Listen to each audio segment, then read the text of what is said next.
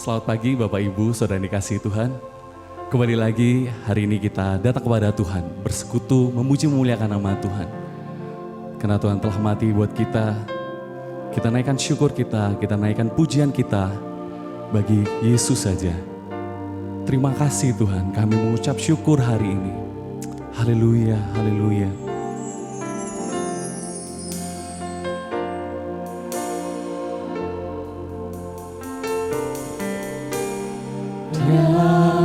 Yesus telah mati bagiku, Dia Tuhan selamatkan jiwaku.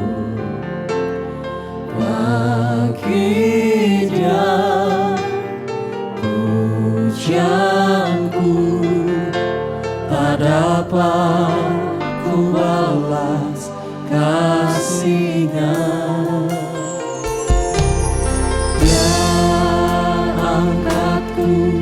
Jadi anaknya, beri damai di dalam hidupku.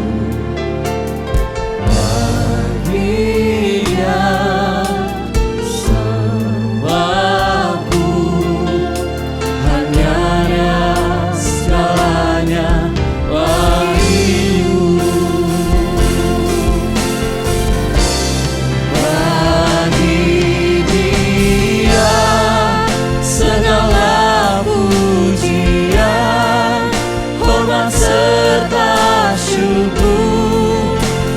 Selamanya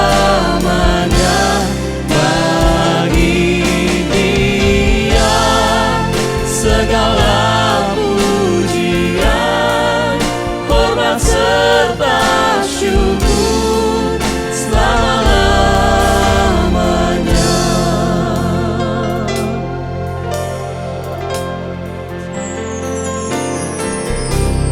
Dia Yesus telah mati bagiku, Dia Tuhan selamatkan jiwaku. Bagi Dia pujianku, tak dapat ku balas kasih-Nya.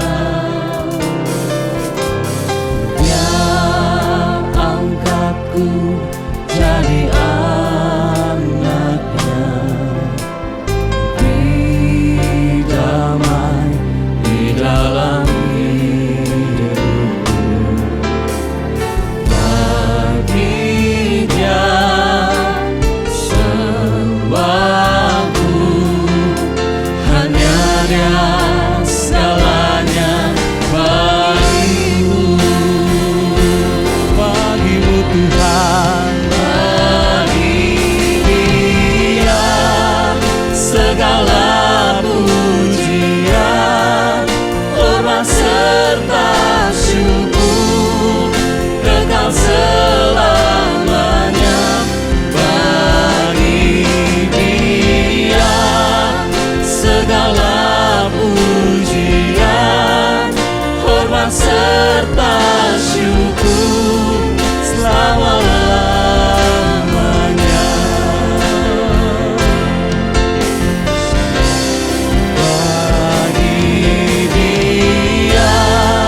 Segala pujian, hormat serta syukur kekal selamanya. Bagi Dia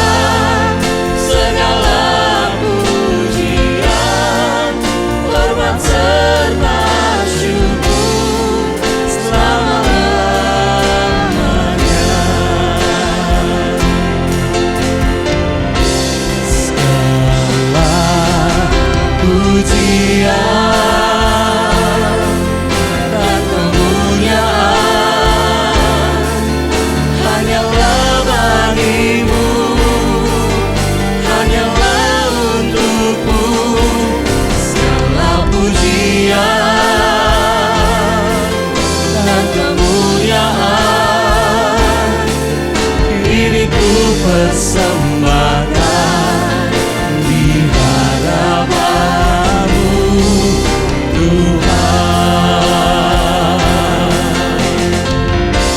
Segala pujian dan kemuliaan hanyalah bagi-Mu, hanyalah untuk-Mu. Segala pujian dan kemuliaan ini ku persembahkan di hadapan-Mu, Tuhan. Ini ku persembahkan di hadapan-Mu, Tuhan. Ini ku persembahkan di hadapan-Mu, Tuhan. Segala pujian, segala hormat, segala kemuliaan hanya bagi-Mu, Yesus. Kau yang layak disembah, Kau yang layak dipuji, hanya Yesus Tuhan. Haleluya, haleluya. Segala pujian hormat bagi-Mu, Yesus. Kami ucap syukur Tuhan, karena perbuatan-Mu atas kehidupan kami sungguh ajaib, sungguh luar biasa Tuhan. Sampai hari ini Tuhan kami boleh merasakan, menikmati kebaikan-Mu. Terimalah segala pujian kami Tuhan. Kami mau terus menyenangkan-Mu, kami mau terus memuliakan nama-Mu Tuhan. Pagi hari ini Tuhan Yesus, kiranya Kau pimpin ibadah kami dari awal sampai akhirnya. Bila segala pujian hormat hanya bagi nama Yesus saja. Di dalam nama Tuhan Yesus Kristus. Haleluya. Amin. Haleluya. Mari kita sama-sama pujikan bahwa Dia Allah yang sanggup melakukan segala sesuatu. Dia Allah yang sanggup melakukan segala perkara dalam kehidupan kita. Amin Bapak Ibu. Terima kasih Tuhan.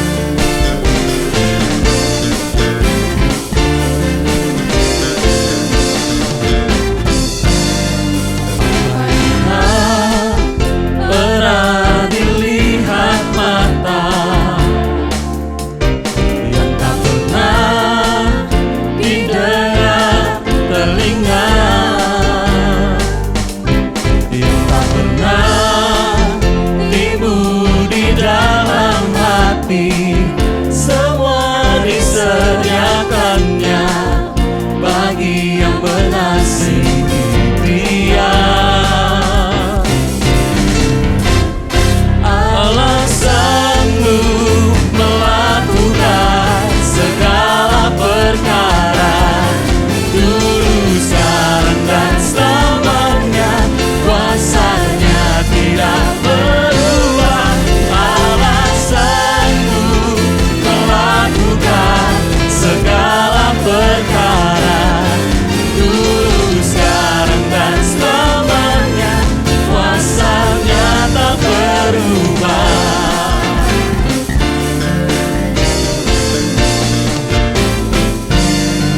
Apa yang tak pernah dilihat mata, yang tak pernah didengar telinga,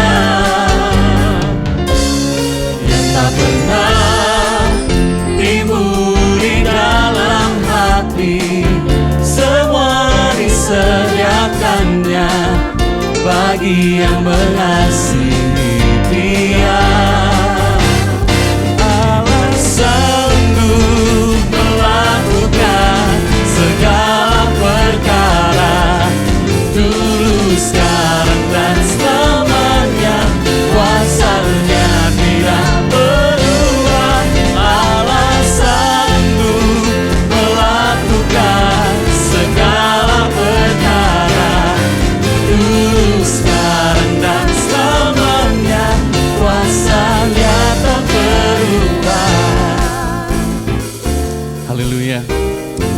Bapak Ibu, setiap kita merasakan kebaikan Tuhan, karena hanya Yesus yang sanggup melakukan segala perkara dalam firman kita. Haleluya.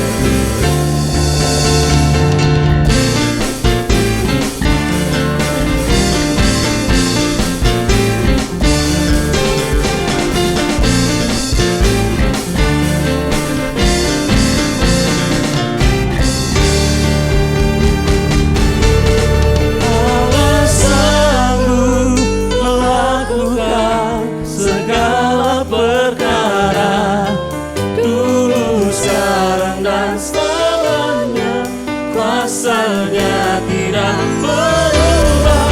Allah sanggup melakukan segala perkara, dulu, sekarang, dan selamanya.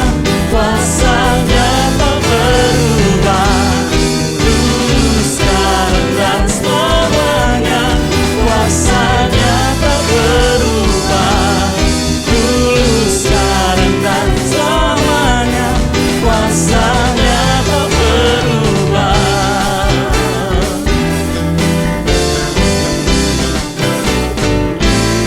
Haleluya, segala kemuliaan bagimu Tuhan Yesus. Hanya di dalam nama Tuhan kita boleh kemenangan, kita boleh pengharapan. Haleluya. Hanya firman-Mu Tuhan yang menerangi kehidupan kami.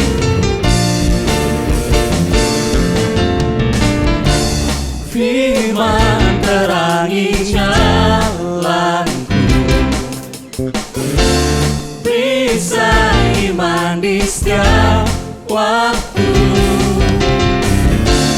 lindungiku dari segala. Tak pernah ku ragu, karena Dia bersamaku, setia menjaga dengan kuasa mulia. Hanya di dalam nama-Nya Yesus Dia sumber pengharapan di sepanjang hidupku. Hanya di dalam kuasa-Nya pasti tersedia kemenangan, dan itu selama-lamanya.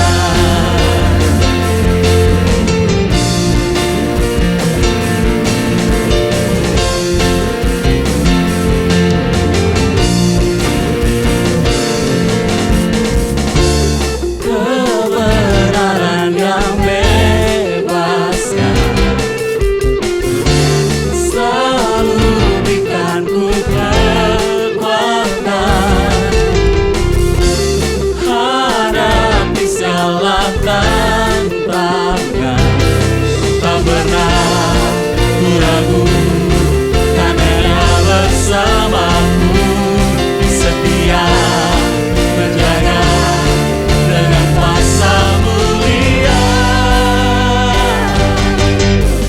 Hanya di dalam nama-Nya Yesus Dia sumber pengharapan di sepanjang hidupku. Hanya di dalam kuasa-Nya pasti tersedia kemenangan, dan itu selama-lamanya.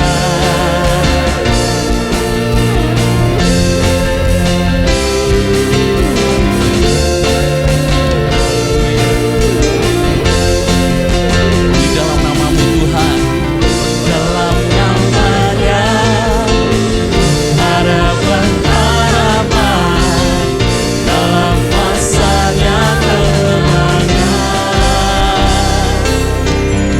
Hanya di dalam nama-Nya Yesus Dia sumber pengharapan di sepanjang hidupku.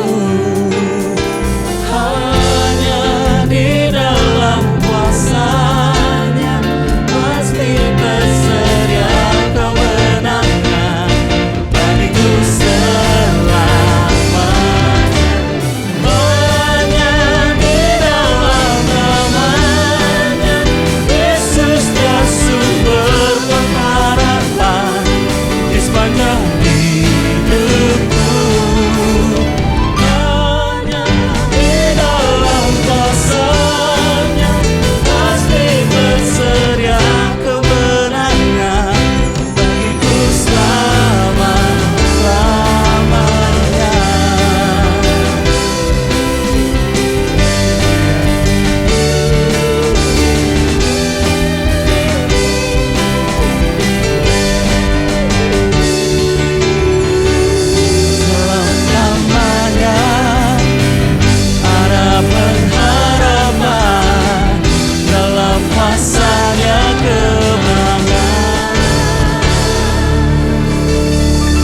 Haleluya, di dalam-Mu Tuhan kami boleh mendapatkan kemenangan, setiap kemenangan Tuhan. Terima kasih Tuhan Yesus.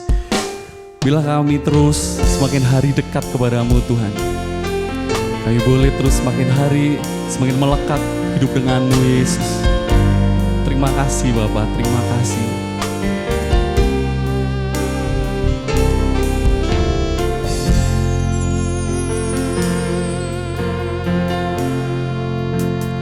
Hanya dekat Allahku, rasa tenang hatiku, Kau sertai jalanku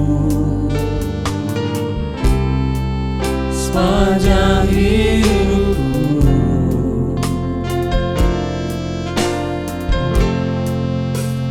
Hanya dekat padamu ada kekuatan baru.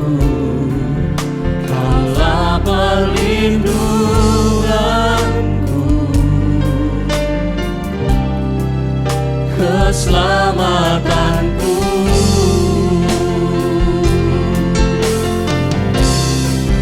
Ku ingin selalu bersekutu denganmu, menikmati hadiratmu,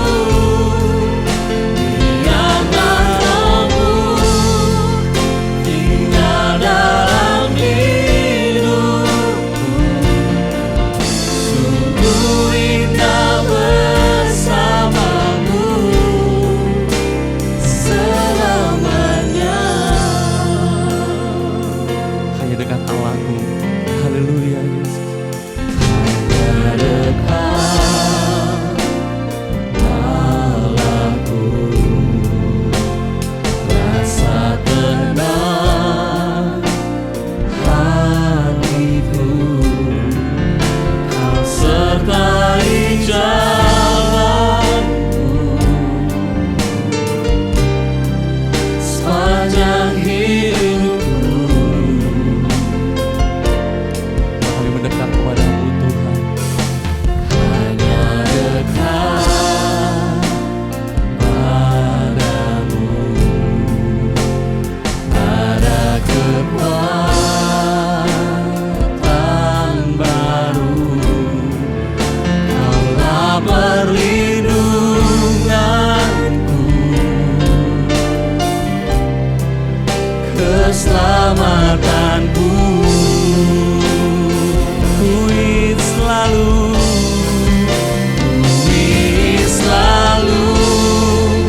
bersekutu denganmu, menikmati hadiratmu, biarkan Roh-Mu tinggal dalam hidupku. Sungguh indah bersamamu, ku ingin selalu bersekutu denganmu, menikmati hadiratmu, biarkan Roh-Mu tinggal dalam hidupku. Sungguh indah bersamamu, sungguh indah bersamamu, bersamamu Tuhan. Sungguh indah bersamamu selamanya. Ini kerinduan kami Tuhan, terus bersekutu denganmu Tuhan Yesus. Terus melekat mendekat Yesus. Mencintai Tuhan akan firman-firman-Mu Tuhan. Terima kasih Bapa. Pagi hari ini kami mau mempersiapkan hati kami untuk kami boleh mendengarkan firman-Mu Tuhan. Kiranya Kau yang pimpin hamba-Mu yang menyampaikan, Kau yang pakai mulut lidah hamba-Mu bila menjadi berkat buat setiap kami para jemaat-Mu. Terima kasih Bapa, kami serahkan pemberitaan firman-Mu dalam tangan-Mu Tuhan Yesus. Dalam berkat nama Tuhan Yesus Kristus. Haleluya. Amin. Selamat pagi saudara-saudara ya. Puji Tuhan, hari ini kita bersuka cita. Kita melihat nyanyian demi nyanyian mengajarkan kepada kita bahwa kuasa Tuhan itu jauh lebih besar dari apapun juga. Ya, Paulus pernah berkata bahwa Yesus pernah menunjukkan kuasanya, mendemonstrasikan kuasanya, menunjukkan kuasanya, mempraktekkan kuasa itu dengan bangkit dari antara orang mati.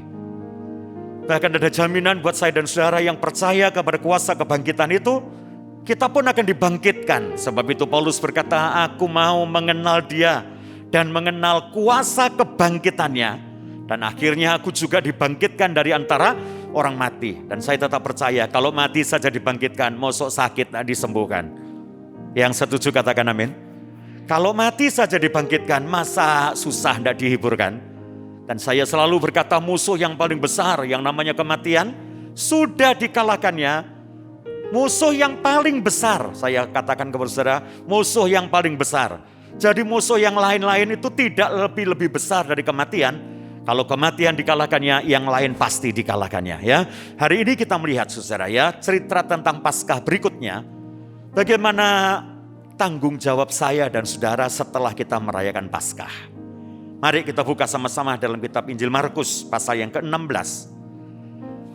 Saya tertarik kepada ayat yang ke-8 yang saya jadikan dasar pemberitaan firman hari ini menjadi tanggung jawab kita setelah merayakan Paskah. Ya, Markus pasal yang ke-16 ayat yang ke-8. Markus 16 ayat yang ke-8. Lalu mereka keluar dan lari meninggalkan kubur itu, sebab gentar dan dahsyat menimpa mereka. Mereka tidak mengatakan apa-apa kepada siapapun juga karena takut. Dengan singkat mereka sampaikan semua pesan itu kepada Petrus dan teman-temannya. Sesudah itu Yesus sendiri dengan perantaraan murid-muridnya memberitakan dari timur ke barat berita yang kudus dan tak terbinasakan tentang keselamatan yang kekal itu. Iya, puji Tuhan saudara-saudara. Dalam pembacaan saya beberapa hari, Bapak Ibu Saudara, bahkan beberapa minggu ini, saya temukan satu penulisan yang sangat beda mungkin ya. Sangat beda. Markus ini pasal yang ke-16, LAI memberikan sebuah perikop. Perikop itu kalau kita baca dalam cerita ini menceritakan tentang bagaimana perempuan-perempuan pada hari pertama minggu itu mereka datang ke makam, mereka ingin memberikan rempah-rempah, mereka ingin meminyaki yang namanya mayat dari Tuhan Yesus karena pada waktu dia dikuburkan, mungkin tidak sempat diberikan rempah-rempah seperti tradisi Yahudi. Kenapa? Kita lihat pada pukul 3 baru dinyatakan mati, setelah itu tergesa-gesa diturunkannya dari salib. Dan persiapan Sabat sudah mulai, persiapan Paskah pada waktu itu sudah jalan Bapak Ibu Saudara. Sebab itu tidak ada waktu lagi untuk membiarkan mayat itu tergantung di atas salib. Makanya penghukuman kali itu seperti penghukuman yang dipercepat. Ya, semua dipatahkan lututnya supaya mati. Yang tengah ini kok sepertinya sudah mati atau belum. Dan untuk memastikannya ditusuknya lambungnya. Setelah itu supaya segera bisa diturunkannya. Dan hari Sabat tidak boleh ada mayat yang masih ada belum dikuburkan. Sebab itu tergesa-gesa mayat ini dimakamkan. Dan setelah Sabat usai, kira-kira Sabtu sore kalau sekarang ini ya, mereka membeli rempah-rempah, mereka dapat berbelanja, menyiapkan satu damar yang biasanya disebut dengan mur untuk meminyaki atau merempahi mayat. Dan pagi-pagi itu perempuan-perempuan datang ke kubur. Lalu dikatakan di sana bahwa mereka melihat seorang pemuda yang menyampaikan berita Yesus sudah bangkit. Dan kalau kita melihat perikop ini saudara, sebenarnya selesai pada ayat yang ke-8 bagian A. Tapi Alkitab kita ini ada sebuah tanggapan, sebuah tambahan, ada satu respon dari penulisan Markus sedikit ke bawah, ada satu perikop kecil yang tidak dapat ayat gitu ya. kalau saya katakan bisa disebut dengan ayat yang ke-8 bagian B, tapi bagian B itu hanyalah sebuah cerita yang sebenarnya seperti terabaikan dalam sebuah cerita yang kalau kita lihat berikutnya. Tapi sebenarnya saya tertarik ini adalah satu tanggapan setiap orang Kristen yang mendengar berita tentang kebangkitan. Ini merupakan satu tanggung jawab setiap saya dan saudara. Pada waktu kita mendengar, kita melihat fakta Yesus sudah dibangkitkan dan percaya Yesus bangkit, kita tidak hanya dibiarkan untuk menjadi percaya, tapi kita ini disiapkan menjadi orang-orang yang mampu menceritakan sesuatu itu kepada yang lain. Coba kita ulang ya, ayat 8 bagian B, ada satu perikop kecil itu saja. Coba kita lihat. Dengan singkat mereka sampaikan pesan itu kepada Petrus. Dengan singkat, Bapak Ibu, perempuan-perempuan itu sepertinya tidak dapat menceritakan semua alur perjalanan mereka. Markus hanya mengatakan mereka memasuki kubur dengan sebuah keterkejutan. Yesus sudah bangkit. Dia berkata kepada murid-muridnya, dia mendahului mereka ke Galilea, sampaikan itu kepada mereka. Lalu perempuan-perempuan ini datang kepada murid-murid dengan tidak punya kesanggupan menceritakan secara detail. Mereka hanya berkata dengan singkat mereka menyampaikan semua pesan itu kepada Petrus dan teman-temannya. Lanjut. Sesudah itu Yesus sendiri dengan perantaraan. Sesudah perempuan ini, sesudah para wanita ini menyampaikan berita dengan tidak ada kesanggupan menceritakan, Yesus sendiri, coba kita lihat, Yesus sendiri menyampaikannya. Sesudah itu Yesus sendiri terus dengan perantaraan murid-muridnya. Dengan perantaraan murid-muridnya, Yesus sendiri. Saya tetap menggarisbawahi kata Yesus sendiri dengan memakai murid-muridnya. Memberitakan dari timur ke barat. Memberitakan itu dari timur ke barat, saudara. Lihat tangan saya. Dari timur ke barat. Yesus sendiri memberitakan. Tidak ada orang yang sanggup memberitakan berita ini kecuali Yesus sendiri yang memberitakannya. Dan waktu Yesus memberitakan, memakai para murid-muridnya. Jadi hari ini saya katakan kepada saudara, murid-murid itu bukan pemberita. Murid-murid itu hanya sebagai sebuah alat untuk menyampaikan berita.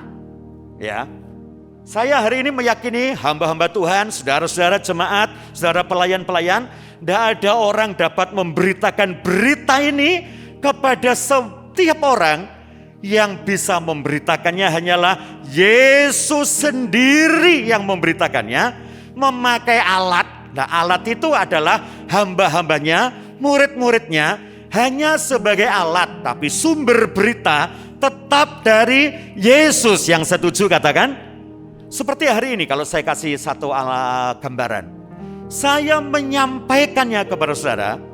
Dan berita yang saya sampaikan ini tidak akan sampai kepada saudara yang di belakang, saudara yang di atas, apalagi saudara yang di luar. Kalau saya tidak memakai sebuah alat yang saya pegang namanya mikrofon.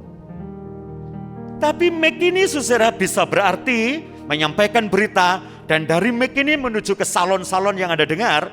Salon itu bukan pemberita. Salon itu sebagai alat. Tapi pemberitanya adalah saya. Dan kalau saya tidak memakainya, saya letakkan alat ini. Yang di luar pasti tidak dengar. Itu ngomong apa? Sebab itu saudara-saudara, bagaimana alat-alat ini bisa menyampaikan berita? Alat itu tidak boleh lepas dari pribadi saya sebagai pemberita. Alat itu tidak mungkin boleh lepas dari tangan saya, tidak dekat dengan saya, karena tanpa dekat dengan saya sang pemberita, mikrofon, kabel-kabel, salon, semua namanya alat-alat tidak dapat menyampaikan sebuah berita. Sebab itu saya berkata kepada saudara, dasar saya, saudara dapat menginjil, memberitakan firman, tidak dapat seorang pemberita firman tidak lekat dengan sang firman itu.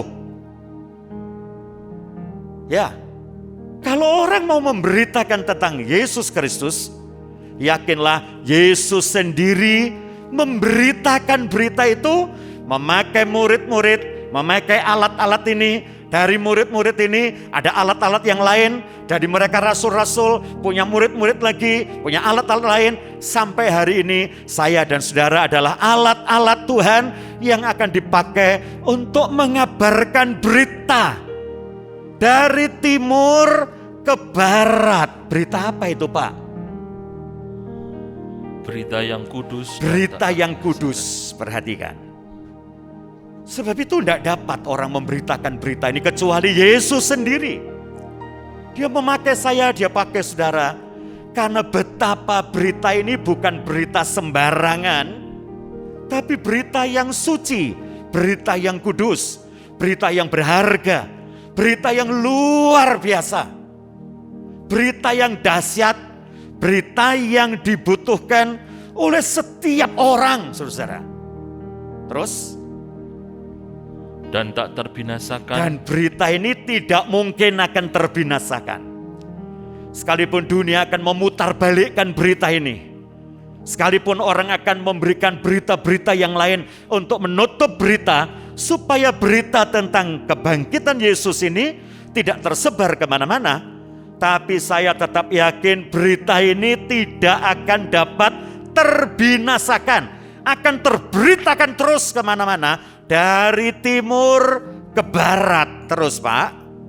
Tentang keselamatan yang yaitu kekal. Berita tentang keselamatan dan keselamatan yang kekal. Ya. Saya diingatkan di atas semua khotbah, di atas semua pengajaran, di atas semua berita yang disampaikan oleh saya kepada seluruh jemaat yang saya layani, saya harus mempertimbangkan yang utama adalah berita tentang keselamatan kekal. Pak, apa enggak perlu berita tentang mujizat? Perlu. Apa enggak perlu, Pak, berita tentang hidup dalam dalam kelimpahan? Ya perlu. Apa enggak perlu, Pak, berita tentang orang miskin jadi kaya? Kalau toh semua itu berita perlu, semua berita itu penting. Lebih penting lagi, lebih perlu lagi adalah berita tentang keselamatan kekal, saudara. Kenapa? Di dalam berita tentang keselamatan kekal, saya dan Anda akan terjamin semua keselamatan kita. Kalau dunia ini kita dapat, tapi kita tidak selamat dalam kekekalan, apa artinya? Tapi kalau kekekalan kita dapat, yang kekal saja kita dapat, masakan yang sementara Tuhan tinggalkan. Nah, sebab itu berita ini saudara harus diberitakan. Markus ini bagus sekali. Dari timur ke barat. Loh, kenapa kok enggak dari barat ke timur?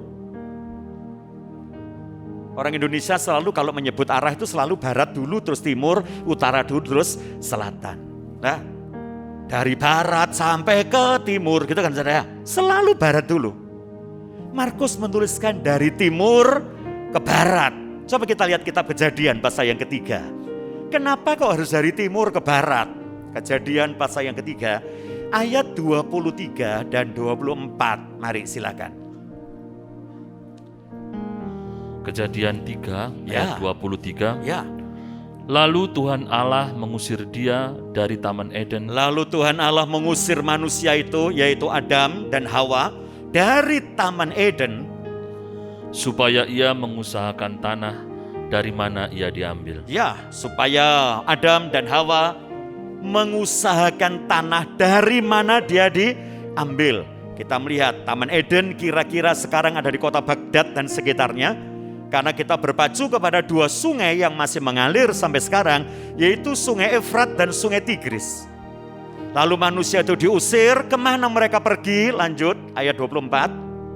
Ia menghalau manusia itu. Ia menghalau manusia itu Dan di sebelah timur Taman Eden ke sebelah timur Taman Eden. Terus? ditempatkan nyala beberapa kerub Ya, dengan pedang yang bernyala-nyala. ya. dan menyambar-nyambar Ya, untuk menjaga jalan untuk menjaga jalan. Terus?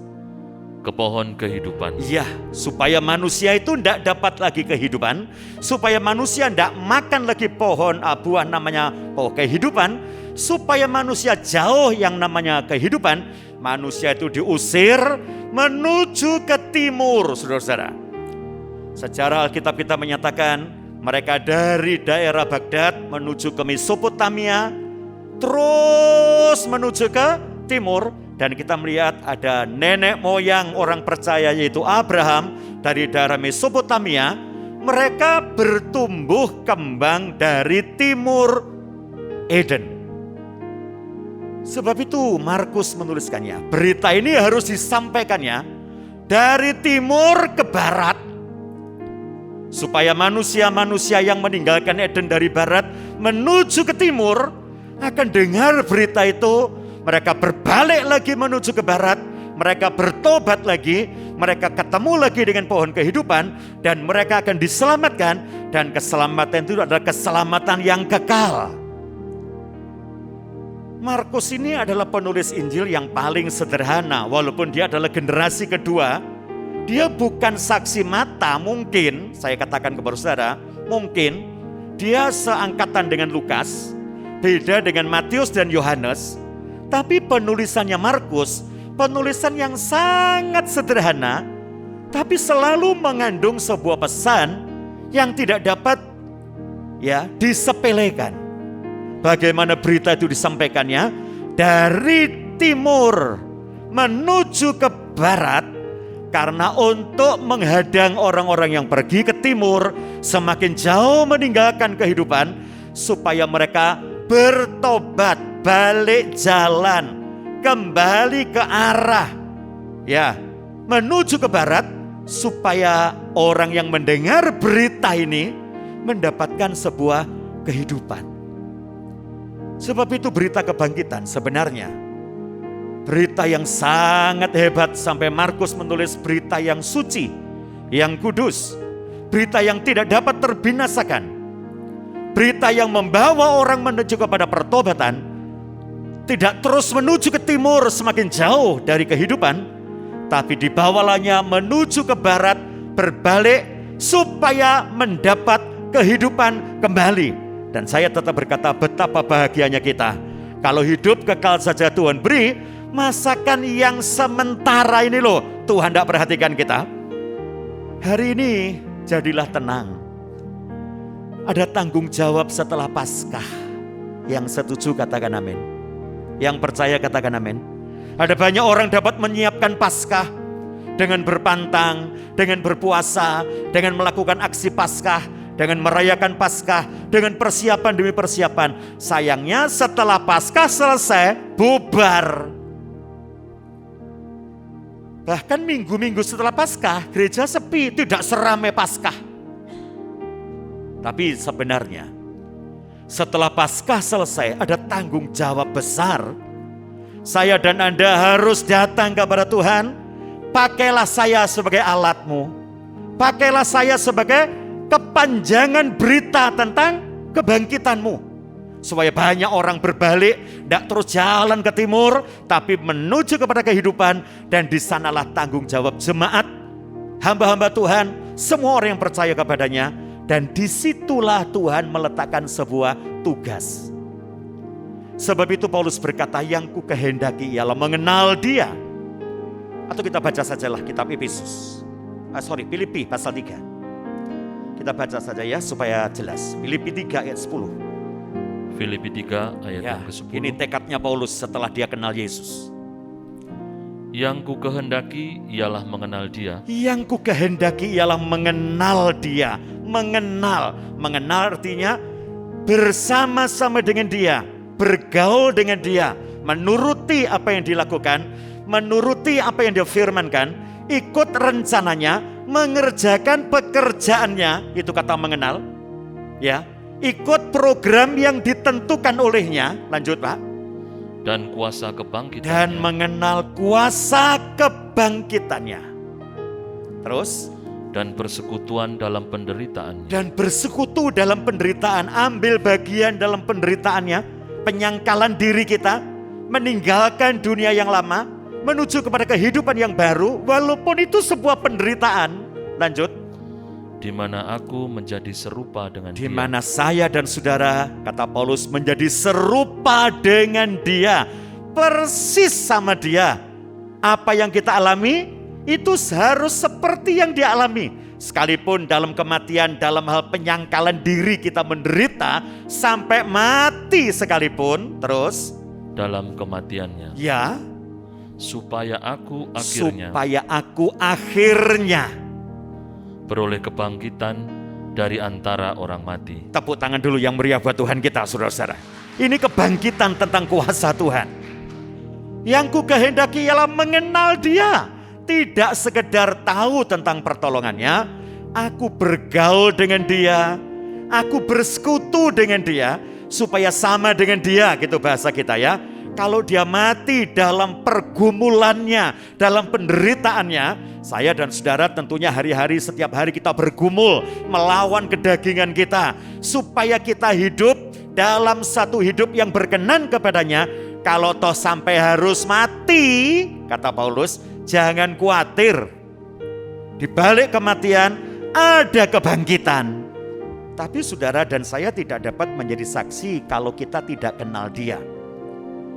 Injil Lukas memberikan sebuah contoh, sebuah gambaran. Murid-murid sebelum menjadi saksi, dia mesti kenal Yesus yang bangkit, bukan Yesus yang sebelum mati.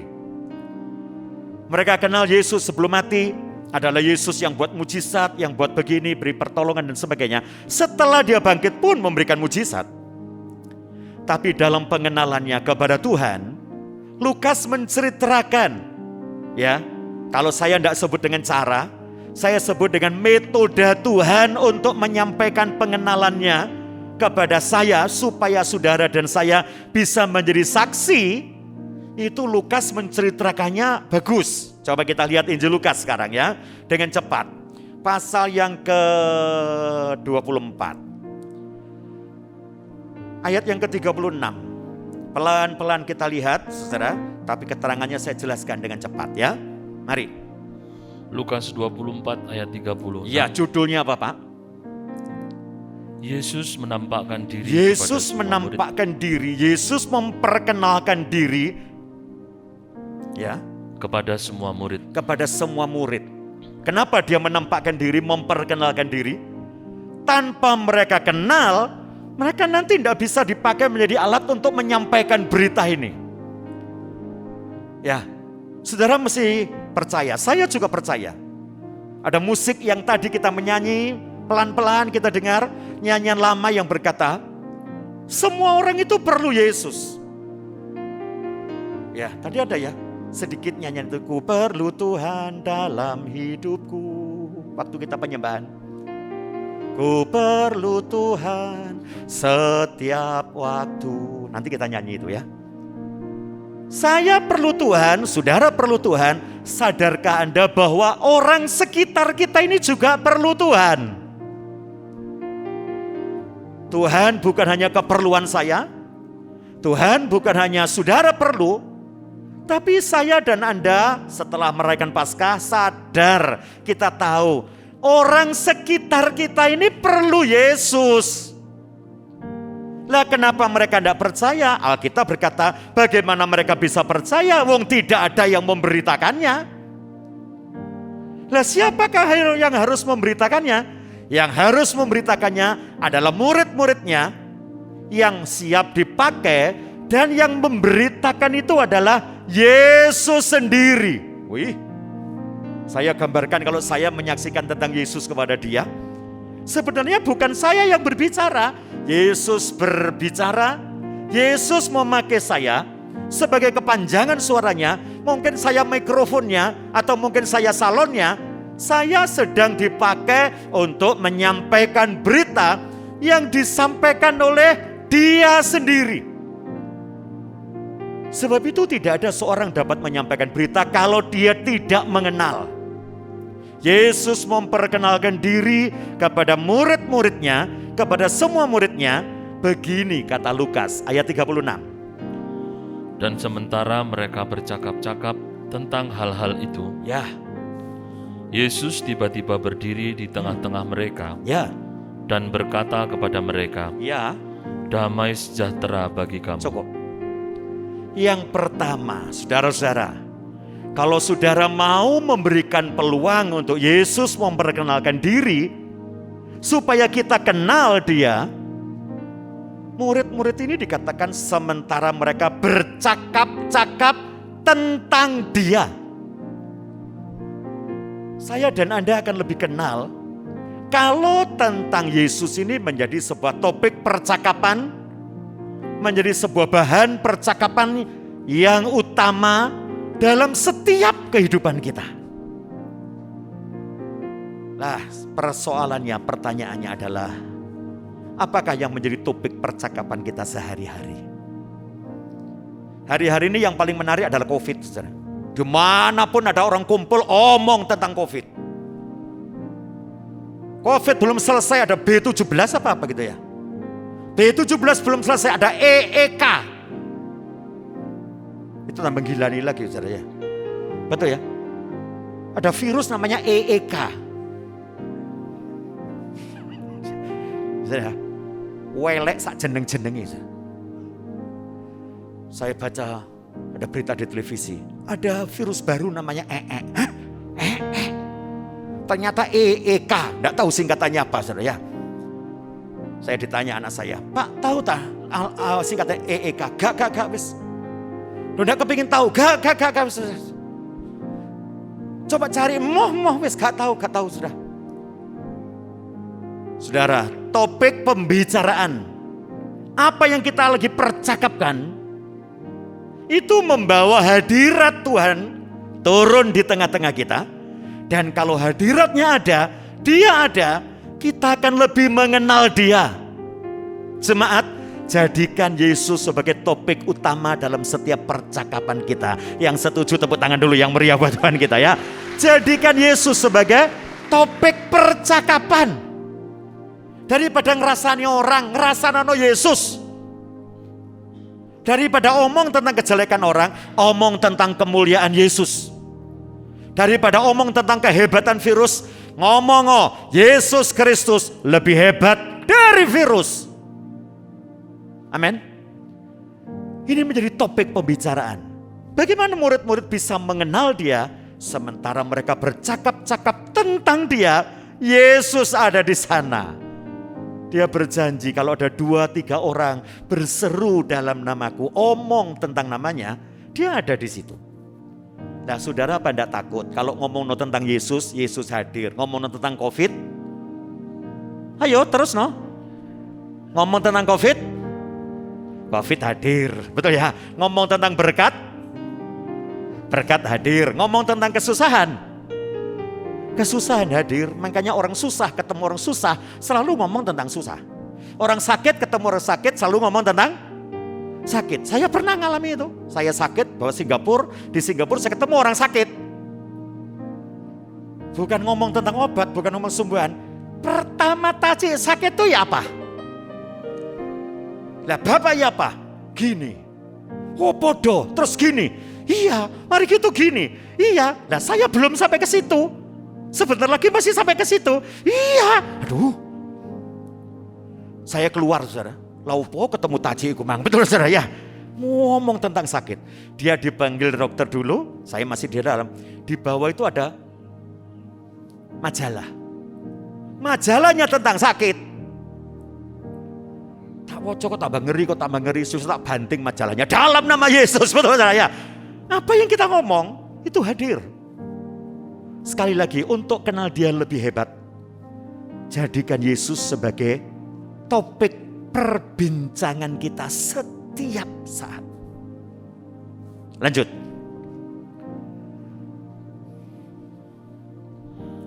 Mereka terkejut dan takut dan menyangka bahwa mereka melihat hantu. Ya, terus. Akan tetapi ia berkata kepada mereka, Ya. "Mengapa kamu terkejut? Dan apa sebabnya timbul keraguan-raguan di dalam hati Ya, kamu?" kenapa kamu terkejut dan timbul keraguan-raguan? Kalau Tuhan mau ngomong dengan jujur, bukankah dulu waktu aku belum mati aku saya sampaikan kepada kamu? Lanjut. Lihatlah tanganku dan kakiku. Lihat tanganku dan kakiku. Aku sendirilah ini. Ya. Rabalah aku dan lihatlah. Rabalah aku dan Lihatlah. lihatlah. Terus. Karena hantu tidak ada daging Karena hantu tidak ada daging dan tulangnya. ya, Seperti yang kamu lihat ada padaku. puji Tuhan. Setelah kita perbincangkan tentang Tuhan, langkah kedua saudara, tidak hanya jadikan Yesus sebagai bahan perbincangan, tapi mendekatlah kepadanya. Kata Tuhan, ayo datanglah kepadaku, ini aku. Lihat kakiku, lihat tanganku, ini aku, ayo nyedeo, datang. Dan kalau engkau mau lebih kenal lagi, rabalah aku, rasakan ini aku. Ini pegang. Dan saya yakin kalau mereka meraba Tuhan, mereka menjamah dan persekutuan dengan Tuhan dalam jamahan, ini membuat dia lebih kenal, lebih akrab dengan Tuhan. Saya tetap katakan kepada saudara, perkembangan rohani orang menjadi saksi bukan hanya memperbincangkan, tapi mengalami sebuah jamahan, persekutuan dia dengan kita. Dan jamahan Tuhan itu luar biasa. Ya, jamahan Tuhan itu membuat saya kenal dia. Sudah tidak usah lagi pikir mujizat. Mujizat pasti ada dalam jamahan Tuhan. Anda tidak perlu berpikir lagi kapan Tuhan tolong. Pertolongannya selalu ada. Yang Anda kejar adalah berbicara tentang dia sampai kita dapat meraba dia, kita merasakan jamahan daripadanya, dan dalam jamahan itulah saya dan Anda akan dibangkitkan dalam sebuah pengenalan akan dia. Lanjut. Sambil berkata demikian, Ya, ia memperlihatkan tangan dan kakinya. dia kepada memperlihatkan tangan dan kakinya. Lanjut. kepada mereka. Ya, Dan ketika mereka belum percaya, mereka belum percaya juga dalam persekutuan yang berjamahan dengan dia, belum percaya juga. karena girangnya dan masih heran, Ya, karena terlalu girang, terlalu heran. Terus Pak, berkatalah ia kepada mereka, ah, adakah padamu makanan di sini? adakah padamu makanan di sini? Lalu mereka memberikan kepadanya Ya, sepotong ikan goreng. terus. Ia mengambilnya Ia mengambilnya, menerimanya, dan memakannya dan menikmatinya. di depan mata mereka. Puji Tuhan. Setelah kita berbincangkan dan dia jadikan Yesus sebagai topik utama, kita masuk dalam satu taraf berikutnya, kita mendekatkan diri dalam pergaulan pribadi dengan dia sampai merasakan jamahannya. Dan sekarang pengenalan berikutnya adalah ulurkan tangan saudara untuk memberi sesuatu kepada Tuhan supaya engkau yakin Tuhan itu ada. Yang setuju katakan amin. Yang percaya katakan amin. Tuhan tanya, adakah padamu makanan? Mereka menunjukkan ikan goreng. Saya katakan mungkin kesukaan Yesus itu ikan, bukan daging. Makanya tidak ada kedagingan. Yang ada keikanan. Dia bangkit, dia berkata, adakah ikan padamu? Ya. Saya ditanya teman-teman pendeta, Pak Saunus kok mangan ikan terus ya? Iya, loh po. Tuhan Yesus saja sukanya ikan, dan masa kita mau suka lain? Ya. Lalu dia berkata, tapi ada satu yang tidak tercatat dalam Alkitab. Bersama dengan ikan makan dipakan sayur. Pasti ono kulupan. Ulah mangkono kan kulupan Pak di Alkitab pada ya. Tapi kita lihat waktu Yesus berkata, adakah makanan padamu? Murid-murid cepat-cepat berikan ikan goreng. Dia menikmati pemberian murid-murid itu. Dan di depan murid-murid melihat, ini dia. Ini Tuhan. Saudara-saudara, sesungguhnya waktu Anda memberi persembahan, waktu Anda mengulurkan tangan untuk memberi sesuatu kepada Tuhan, Tuhan tidak perlu loh apa yang kau berikan itu. Tuhan punya semuanya. Yang setuju katakan amin.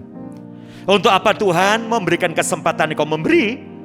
Dengan kita mengulurkan tangan, memberi pemberian, memberikan persembahan, sesungguhnya itu mempertebal pengenalan kita kepada Tuhan. Dan yakinlah tidak ada persembahan yang Tuhan tidak hiraukan. Apapun yang Anda persembahkan, pasti Tuhan berikan. Pemberian Anda tidak pernah sia-sia. Yuk lanjut.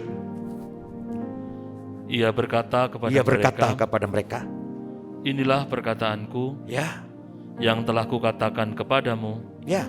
ketika aku masih bersama-sama dengan kamu. Aku kan sudah ngomong, aku kan sudah berfirman. Tapi kok ndak mudeng-mudeng, kok ndak ngeh, kok ndak ngerti-ngerti. Terus? Yakni bahwa harus digenapi Ya. semua yang ada tertulis tentang aku Hah? dalam kitab Taurat Musa dan kitab Nabi-Nabi dan kitab Mazmur. Terus? Lalu ia membuka pikiran mereka. Sehingga mereka mengerti kitab suci. Oh, hebat.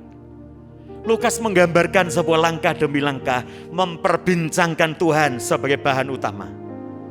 Lalu masuk dalam pengenalan supaya kita rasakan jamahannya.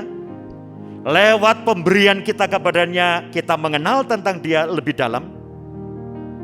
Tapi itu pun kita perlu Tuhan buka pikiran kita. Sampai Paulus pernah berdoa kepada jemaat, untuk jemaat di Efesus, aku berdoa kepada kamu supaya dia memberikan hikmat dan pewahyuan supaya engkau mengerti tentang dia.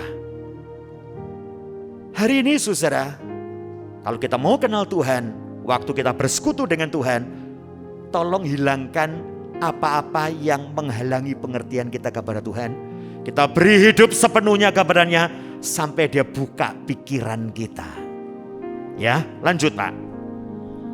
Katanya kepada mereka, ada tertulis demikian. Mesias harus menderita Ya, dan bangkit dari antara orang mati ya. pada hari ketiga. Terus Pak. Dan lagi dalam namanya, Dalam nama Yesus. Yesus yang mana? Yang mati dan bangkit dari antara orang mati. berita tentang pertobatan Dari timur ke barat tadi loh Bapak Ibu Saudara. Berita keselamatan kekal, berita tentang pertobatan, terus dan pengampunan dosa harus disampaikan kepada segala bangsa, Ya, mulai dari Yerusalem. ya, terus satu ayat lagi. Kamu adalah saksi dari semuanya ini. Sip. Berita tentang pertobatan dan pengampunan dosa itu yang harus kita sampaikan. Siapa yang menyampaikannya? Kamu adalah saksi. Kamu adalah alat-alatnya. Saya juga. Sorry, menutup renungan kita. Sudahkah berita tentang pengampunan dosa, berita pertobatan kita sampaikan? Nah, manusia itu lebih suka menyampaikan berita bukan pengampunan dosa, tapi berita tentang dosa. Waduh, tambah kental. Kalau saya omong, bukan Yesus jadi tema, dosa orang jadi tema. Waduh, tambah kental. Wis krungu dah. Krungu apa? Si A jatuh dalam dosa. Hah? Masa? Loh, wis krungu. Iya apa. Ayo wong telu. Ngomong tentang apa? Dosa. Terus tanya, kok isa ya? Lah iya mangkane. Takolah orang keempat. Iki ngomong apa? Si A jatuh dalam dosa. Hah? Masa? Dikandani kok. Halo? Terus bersebarlah 4 orang menuju ke ujung. Pak Budi wis krungu. Krungu apa? Si A jatuh dalam dosa. Dosa apa? Yo detail dosanya saudara. Tahu sak jam-jami barang nggen-gene, tempatnya dia berdosa, jamnya jam berapa. Lah kamu kok tahu? Saya di situ juga kok gitu ya. Halo? Aduh. Tambah lama tambah kental, dikasih santan, dikasih vitsin. Waduh dibuketi. Dan firman Tuhan berkata, waktu kita tahu, waktu kita dengar, saudara kita jatuh dalam dosa, berita yang pertama kita sampaikan adalah berita tentang bertobat. Aku dengar engkau jatuh dalam dosa ya. Jangan takut, jangan khawatir. Yesus berkata firman-Nya, ayo datang kepadaku, mari berperkara dengan aku. Kalau dosamu merah seperti kermisi, akan jadi putih seperti. Kalau dosamu merah kayak kesumba, akan menjadi bersih putih seperti. Itu berita yang diperlukan orang, jemaat. Kalau berita tentang dosa, orang tidak perlu. Kenapa? Semua orang telah berbuat dosa. Amin. Halo, amin. Ada orang menawarkan koran. Supir saya ini yang satu ya rodok enggak gendah, saudara ya. Pak, koran. Pemerkosaan katanya dia. Jawab apa, Pak? Gak usah, aku tahu memerkosa katanya dia, saudara ya. Gak usah, gak perlu koran, aku ya pernah memperkosa katanya. Saya ngomong, kan ini ngomong apa? Ya podo aja kabeh tahu berbuat dosa ya kak Pak. Ngomong dosa, ini orang gak kenal Tuhan. Dikala kita berbicara tentang dosa, semua orang gak perlu itu. Semua manusia telah jatuh di dalam dosa dan kehilangan kemuliaan.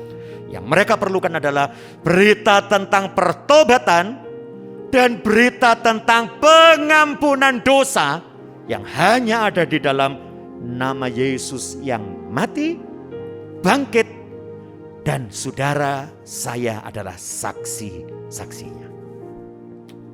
Kita perlu Tuhan, tapi saudara mesti percaya orang lain juga perlu Tuhan. Seberapa dalam saudara memerlukannya, pasti engkau punya sebuah kerinduan menceritakan Yesus kepada sesama kita. Mari kita nyanyikan nyanyian itu. Ku perlu Tuhan. Ku perlu Yesus dalam hidupku. Ku perlu Yesus setiap waktu.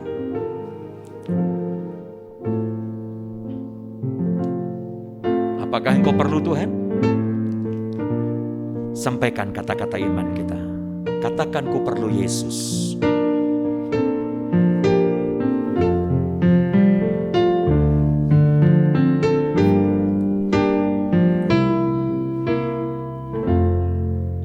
Mari kita nyanyi sama-sama. Ku perlu Yesus dalam hidupku.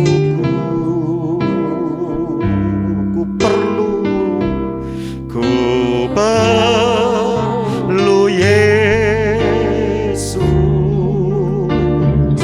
setiap waktu di senang dan susah, di senang dan susah,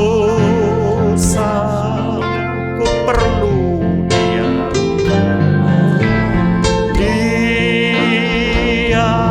Ku perlu Yesus, ku perlu Yesus selamanya. Kita angkat tangan kanan kita panggil namanya. Ku perlu Yesus. Ya, jamah Dia ada di depan kita. Kalau engkau memerlukannya, Dia ada buat saudara. Sadarlah, anakmu perlu Yesus, keluargamu, menantumu perlu Dia, tetanggamu perlu Dia, sahabatmu perlu Dia. Semua orang memerlukan Dia. Siapa yang akan menyampaikannya? Biar Yesus sendiri menyampaikan kepada mereka lewat kita yang siap menjadi saksi Tuhan. Kita akan nyanyi sambil berdiri.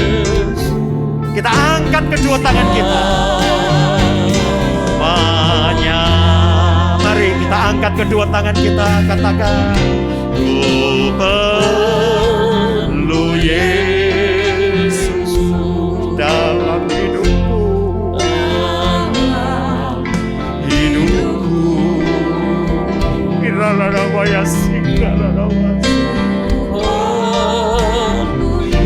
aku perlu Engkau Tuhan.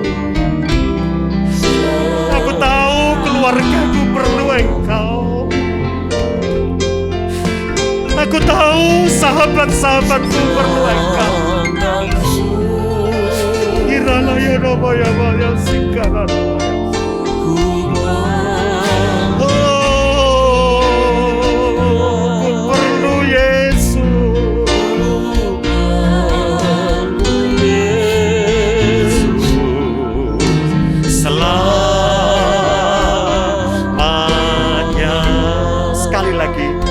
Saudara yang mau berdoa boleh, saudara yang mau nyanyi boleh. Ada waktu untuk engkau bersekutu dengan Dia. Lihatlah, saudara-saudaramu perlu Yesus, teman-temanmu perlu Yesus. Adakah sanak famili saudara yang belum kenal Yesus? Dia perlu, mereka perlu. Walaupun engkau sedang senang, engkau perlu Dia.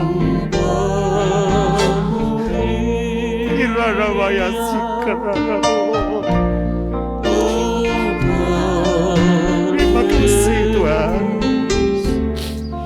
Terima kasih. Terima kasih Tuhan, terima kasih. Terima kasih Tuhan. Benar kami perlu Engkau. Karena Engkau penolong kami. Engkau juru selamat kami Tuhan. Di dalam Engkau ada hidup kekal. Di dalam Engkau ada pertolongan, di dalam Engkau ada uluran tangan. Tuhan tolong kami, bahwa kami lebih hari lebih mengenal Engkau, supaya kami dapat memperkenalkan Engkau kepada setiap orang. Karena kami tahu semua orang perlu Engkau. Pakai kami menjadi alat-Mu.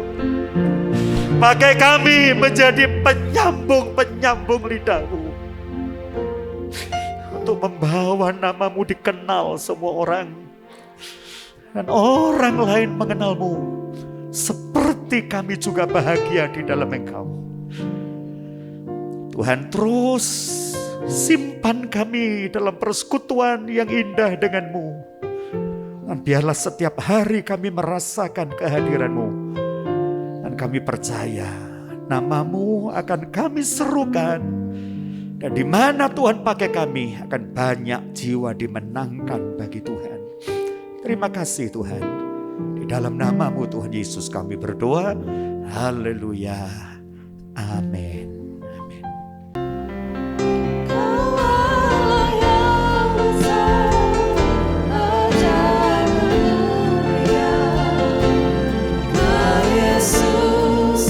Selalu membuatku terpesona. Segala pujian bagi-Mu ya Tuhan. Hanya Kau yang layak ku agungkan. Hanya Kau yang layak ku agungkan. Hanya Kau.